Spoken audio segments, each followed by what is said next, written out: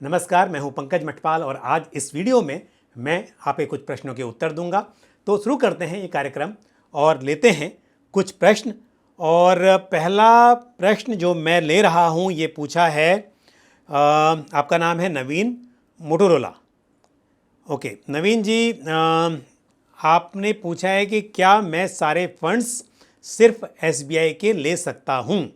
तो ले तो सकते हैं, बिल्कुल आपकी इच्छा है। आप जिस फंड हाउस के चाहें उस फंड हाउस के फंड्स में इन्वेस्ट कर सकते हैं, लेकिन हम अक्सर ये कहते हैं कि आपको अलग अलग फंड हाउसेस की स्कीम्स में इन्वेस्ट करना चाहिए। और उसके दो कारण हैं। एक कारण तो ये होता है कि हर तरह की कैटेगरी के फंड्स एक ही फंड हाउस में आपको ऐसे नहीं मिलेंगे जो सच में अच्छा परफॉर्म कर रहे हों या कर सकते हों। तो यदि आपको लगता है कि एक फंड हाउस का लार्ज एंड मिड कैप अच्छा है लेकिन दूसरे फंड हाउस का स्मॉल कैप अच्छा है, तो आप अलग अलग फंड हाउसेस की अलग अलग कैटेगरी की स्कीम्स चुन सकते हैं। दूसरा कारण यह है कि हर फंड हाउस की अपनी एक इन्वेस्टमेंट फिलॉसफी होती है, हर फंड मैनेजर का अपना स्टाइल होता है। तो ऐसे में यदि आप अलग अलग फंड हाउसेस की स्कीम्स में इन्वेस्ट करेंगे तो आपको यहाँ पर अलग अलग इन्वेस्टमेंट स्टाइल्स का बेनिफिट भी मिल सकता है। दूसरी बात आपने यहाँ पे कही है कि SBI funds because of reliability and safety of government bank. तो मैं आपको एक बात बता दूं कि स्टेट बैंक ऑफ इंडिया एक अलग एंटिटी है और एसबीआई म्यूचुअल फंड अपने आप में एक सेपरेट एंटिटी है। लेकिन इस बात से कोई फर्क नहीं पड़ता है कि वो एक प्राइवेट फंड हाउस है या फिर वो एक ऐसा कह लीजिए कि गवर्नमेंट ओन्ड जो बैंक है उसकी एसोसिएट कंपनी है। तो इससे कोई फर्क नहीं पड़ेगा। वजह यह है कि अल्टीमेटली जब आप किसी फंड में इन्वेस्ट करते हैं तो क्या होता है कि आपके पैसे को शेयर्स एंड सिक्योरिटीज़ जो भी उस स्कीम का ऑब्जेक्टिव हो उसके आधार पर उन चीज़ों में इन्वेस्ट किया जाता है। तो मान लीजिए आप एसबीआई ब्लू चिप फंड में इन्वेस्ट करें या फिर आप ICICI prudential blue chip fund में इन्वेस्ट करें, अल्टीमेटली जो पैसा है वो जाएगा लार्ज कैप कंपनीज में। और वो कंपनीज आप देखेंगे चाहे वो एसबीआई ब्लू चिप फंड हो या फिर वो ICICI prudential blue chip fund हो, अंडरलाइंग पोर्टफोलियो में काफ़ी शेयर्स आपको एक जैसे मिल सकते हैं। तो इसलिए अगर आप बात कर रहे हैं किसी भी म्यूचुअल फंड स्कीम की तो यहाँ पर आपके रिटर्न्स डिपेंड करेंगे कि किस तरह से पैसों को इन्वेस्ट किया गया है, कहाँ पर किया है और किस तरह के शेयर्स, कौन से शेयर्स लिए गए हैं या कौन से बॉन्ड्स डिबेंचर्स में इन्वेस्ट किया गया है। इस बात से फ़र्क नहीं पड़ेगा कि वो एक प्राइवेट कंपनी है या बैंक ओन्ड कंपनी है। तो मेरे हिसाब से आपको अलग अलग फंड हाउसेस में इन्वेस्ट करना चाहिए। बट क्योंकि आपने स्कीम के नाम भी डिसाइड कर लिए हैं और आपका विचार ऐसा है कि शायद यहाँ पर इन्वेस्ट करना आपके लिए ज़्यादा अच्छा रहेगा, हालांकि ऐसा कुछ भी नहीं है जैसा मैंने कहा कि इससे फ़र्क पड़ेगा। लेकिन अगर आप चाहते हैं तो बिल्कुल आप एसबीआई की इन सेलेक्टेड स्कीम्स में इन्वेस्ट कर सकते हैं। और लेते अगला सवाल जो पूछा है यहाँ पर, आपके चैनल का नाम है साइंस टेक। ओके, आपने कहा है कि आप 15-20 साल के लिए इन्वेस्ट करना चाहते हैं, कौन सा मिड एंड लार्ज कैप चुने। अब आप मिड कैप अलग से और लार्ज कैप अलग से भी चुन सकते हैं और large and mid cap category भी है। लेकिन आगे आपने कहा है कि निप्पॉन इंडिया स्मॉल कैप में 1000 रुपीज़ और पराग पारिक फ्लेक्सी कैप में 1000 रुपीज़ की मंथली एसआईपी आप कर रहे हैं। तो 15-20 साल का यदि आपका इन्वेस्टमेंट होराइजन है तो मैं कहूँगा कि आप एक मिड कैप फंड ऐड कीजिए, क्योंकि पराग पारिक फ्लेक्सी कैप फंड जो है उसका मेजर एक्सपोजर लार्ज कैप में है और साथ में इंटरनेशनल इक्विटी में भी एक्सपोजर है। और आपके पास ऑलरेडी एक स्मॉल कैप फंड है, मिड कैप मिसिंग है, तो आप यहाँ पर Motilal Oswal mid cap fund को कंसिडर कर सकते हैं। तो आपके पोर्टफोलियो में large cap, mid cap, small cap और साथ ही इंटरनेशनल इक्विटी का एक्सपोजर भी मिल जाएगा। और बढ़ते हैं आगे, लेते अगला सवाल जो पूछा है हिमांशु जोशी ने। हिमांशु जी, आपने बताया कि आप ICICI prudential large and mid cap fund में इन्वेस्ट कर रहे हैं सिंस अगस्त 2022, 6,000 रुपीज़ पर मंथ, और उसके अलावा आपके पास है Nippon India small cap fund जहां पर 5,000 की SIP चल रही है, क्वांट मिड कैप फंड में 5,000, टाटा स्मॉल कैप फंड में 5,000 और ICICI prudential multi asset fund में 5,000 रुपीज़ की आप SIP कर रहे हैं। तो एक आपके पास लार्ज मिड कैप फंड है, एक अलग से मिड कैप फंड भी है, और स्मॉल कैप में आपका एक्सपोजर ज़्यादा है क्योंकि 10,000 रुपीज़ आप स्मॉल कैप में इन्वेस्ट कर रहे हैं। और ICICI prudential multi asset fund ये भी अच्छा फंड है, यहाँ पर 5,000 रुपीज़ की SIP की जा रही है। आपके पास इंटरनेशनल फंड में एक्सपोजर नहीं है, मेरे हिसाब से आपको एक इंटरनेशनल फंड भी अपने पोर्टफोलियो में शामिल करना चाहिए, और इसके लिए ICICI Prudential US blue chip fund एक अच्छा फंड है, या फिर आप Motilal Oswal NASDAQ 100 fund of fund इसमें भी इन्वेस्ट कर सकते हैं। दूसरी बात, आपने कहा है कि आपका गोल है 50 लाख बाय 2030। अब हम क्योंकि 2023 के एंड में हैं, तो डिपेंड करता है कि 30 में आपको किस वक्त पैसा चाहिए, पर आपके पास 6 to 7 ईयर्स का टाइम है। और इस हिसाब से भी मैं कहूँगा कि स्मॉल कैप में एक्सपोजर आपको कम करना चाहिए। आप क्योंकि 26,000 रुपीज़ पर मंथ की SIP कर रहे हैं, हालांकि आप SIP पहले से कर रहे हैं तो कुछ कॉर्पस इकट्ठा हो गया होगा, फिर भी मैं एक जस्ट कैलकुलेशन करूं 12% पर, तो यदि 26,000 रुपीज़ 7 ईयर्स के लिए इन्वेस्ट होते हैं और 12% का CAGR लेकर हम यहाँ पर चलते हैं, तो आपके पास करीब 33 लाख रुपीज़ इकट्ठा हो सकते हैं, 33.50 पकड़ लीजिए। तो आपका टारगेट है 50 लाख का।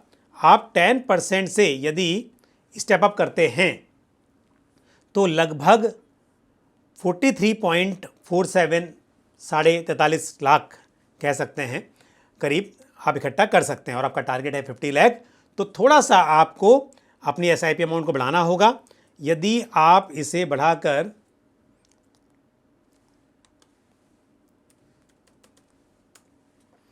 30,000 रुपीज़ पर मंथ कर देते हैं अभी, और फिर 10% से हर साल स्टेप अप करते हैं, तो बेशक उम्मीद की जा सकती है कि आप 2030 के एंड तक 50 लाख रुपीज़ एक्यूमुलेट कर पाएंगे।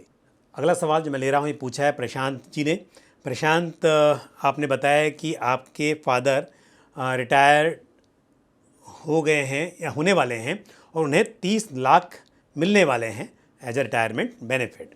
अब आप जानना चाहते हैं इसे कैसे इन्वेस्ट करें ताकि उन्हें 15 से 20 हज़ार मंथली विड्रॉल मिल सके, 15 से 20 हज़ार रुपया वो मंथली विड्रॉ कर सके। तो प्रशांत देखिए, पहली बात तो यह है कि सीनियर सिटीजन्स सेविंग्स स्कीम ये बहुत ही अच्छी स्कीम है मेरे हिसाब से, और ये स्कीम आप पोस्ट ऑफिस से या फिर पब्लिक सेक्टर बैंक्स जो हैं वहाँ से आप ले सकते हैं, इसमें इन्वेस्ट कर सकते हैं। उसके अलावा कुछ सिलेक्टेड प्राइवेट बैंक्स में भी ये सुविधा उपलब्ध है, आप वहाँ भी जाकर इस स्कीम में इन्वेस्ट कर सकते हैं। और इसमें हालांकि मंथली नहीं बट क्वार्टरली पे आउट मिलता है, और 8.20% का यहाँ पर इंटरेस्ट है। तो यदि हम 8.20% के हिसाब से देखें तो क्वार्टरली आपको करीब, मतलब आपके फादर इन्वेस्ट करेंगे तो उन्हें 61,500 पर क्वार्टर मिल सकते हैं, जो कि मंथली 20,000 से भी ज़्यादा हो जाते हैं। लेकिन हाँ, एक छोटी सी दिक्कत ये है कि ये 5 साल की स्कीम होती है और 5 साल के बाद में फिर एक्सटेंड किया जा सकता है इसको 3 साल के लिए, और जब एक्सटेंड करेंगे उस वक्त पर रेट ऑफ इंटरेस्ट जो चल रहा होगा वो मिलेगा उससे आगे।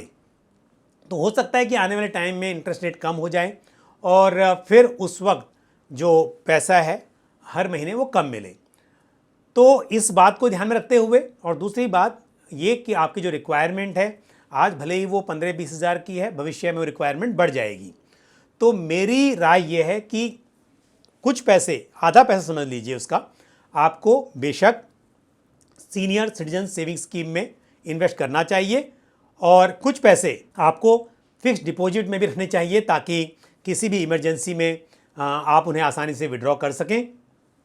मान लीजिए 30 लाख की बात है तो 5 लाख रुपए आप शॉर्ट टर्म एफडीज में पार्क कर सकते हैं और 10 से 15 लाख रुपए आप सीनियर सिटीजन सेविंग स्कीम में इन्वेस्ट कर सकते हैं और बाकी का जो अमाउंट है उसे आप बैलेंस एडवांटेज फंड, जो कि कैटेगरी है म्यूचुअल फंड की, उसमें आप इन्वेस्ट कर सकते हैं और फिर वहाँ से आप सिस्टमेटिक विड्रॉल प्लान के जरिए हर महीने अमाउंट विड्रॉ कर सकते हैं। तो इस तरह से पैसे को आप अलग अलग जगह पर डिवाइड कीजिए ताकि कुछ बेहतर रिटर्न्स मिलने की उम्मीद भी हो और साथ ही कुछ स्टेबिलिटी भी हो, गारंटीड रिटर्न्स भी मिल सकें। और यदि स्कीम की बात करें तो बैलेंस एडवांटेज फंड इस कैटेगरी में मेरे हिसाब से ICICI prudential balance advantage fund एक अच्छी चॉइस मानी जा सकती है। और अब लेते हैं आज का आखिरी सवाल जो पूछा है।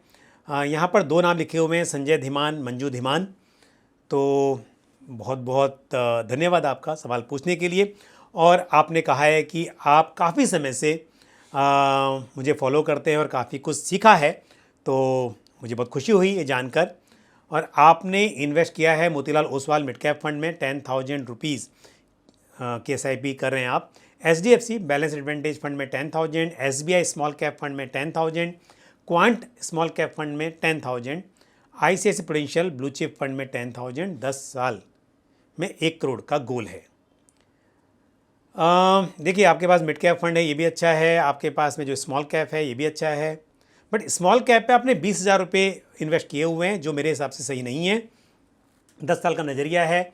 आप सिर्फ ये ना देखें कि पिछले कुछ समय में स्मॉल कैप ने बेहतरीन रिटर्न्स दिए हैं तो आगे भी रिटर्न्स वैसे ही होंगे, ऐसा नहीं होता है।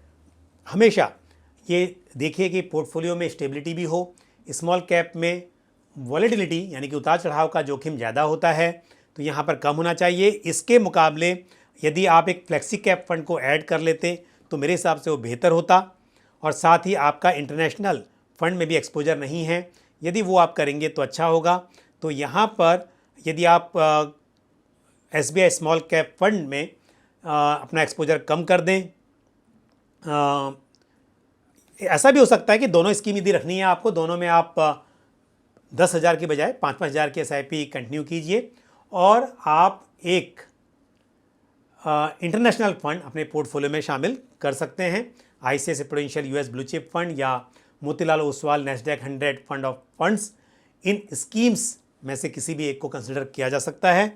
ये मेरे हिसाब से सही रहेगा। तो आप फ्लेक्सी कैप को भी अवॉइड कर सकते हैं क्योंकि ऑलरेडी आपके पास large cap, mid cap, small cap सभी कुछ है।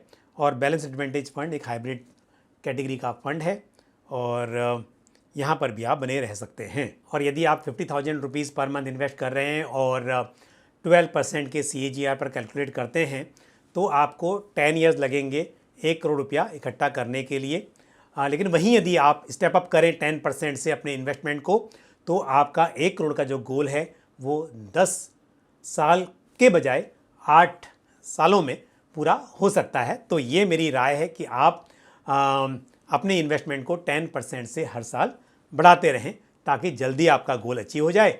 यदि समय आपके पास लंबा है तो आपके पास और भी ज़्यादा पैसा इकट्ठा हो जाएगा। ये मेरे हिसाब से अच्छा रहेगा। तो 50,000 रुपीज़ पर मंथ यदि आप SIP कर रहे हैं और हम 10% का CAGR यहाँ पर मानकर चलें तो 10 ईयर्स में 1 करोड़ रुपया इकट्ठा हो सकता है। लेकिन मैं तो कहूँगा कि आपको स्टेप अप करना चाहिए। हर साल आप अपने इन्वेस्टमेंट अमाउंट को अगर बढ़ाते रहते हैं और 10% से, मान लीजिए उदाहरण के तौर पर हम मानकर चलते हैं कि आप 10% से स्टेप अप करेंगे तो 10 साल के बजाय 8 साल में ही 1 करोड़ रुपये इकट्ठा हो सकते हैं। तो आज के लिए बस इतना ही। मुझे उम्मीद है कि जानकारी आपको पसंद आई होगी। जिन सवालों के मैंने उत्तर दिए वो ठीक से आपको समझ में आए होंगे। और आपका कोई भी सवाल या सुझाव हो तो आप कमेंट बॉक्स में पोस्ट कर सकते हैं। और इसी के साथ मुझे भी दीजिए इजाज़त। अगले वीडियो में फिर आपसे मुलाकात होगी। Thank you. जय हिंद। म्यूचुअल फंड निवेश बाजार जोखिमों के अधीन है। योजना से संबंधित सभी दस्तावेजों को ध्यान से पढ़ें।